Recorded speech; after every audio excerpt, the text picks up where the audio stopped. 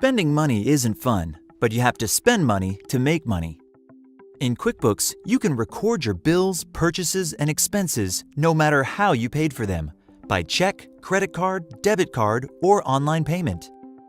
First, let's talk about bills that come in the mail, like your utility bill, phone bill, or bills for inventory.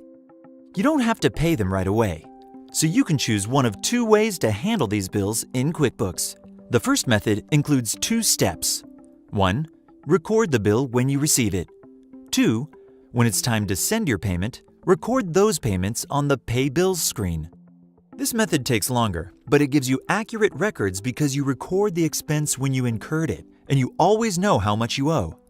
If you don't want to record two steps and you don't track many bills, there's another way. You don't record the bill in QuickBooks until you pay it.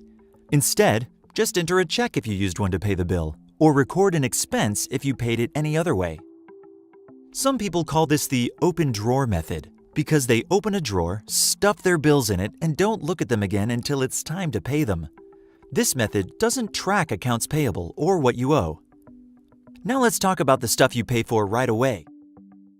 If you used a check, record it as a check in QuickBooks. If you paid any other way, like with a debit card, credit card, or electronic funds transfer, use the expense form to record it in QuickBooks. Or you can connect your bank and credit card accounts to QuickBooks so your expenses download automatically. You'll still have to enter some of them by hand, like meals and travel and entertainment, but it'll take much less time. So, you've diligently entered bills and expenses into QuickBooks in a timely fashion. How does that help you? QuickBooks shows how much you owe and which bills are late. You can see where you're spending your money. QuickBooks reports can show how much you've spent with each vendor and a whole lot more about how you're managing your business expenses. Come tax time, you'll have your expense reports ready to go. Now it's your turn.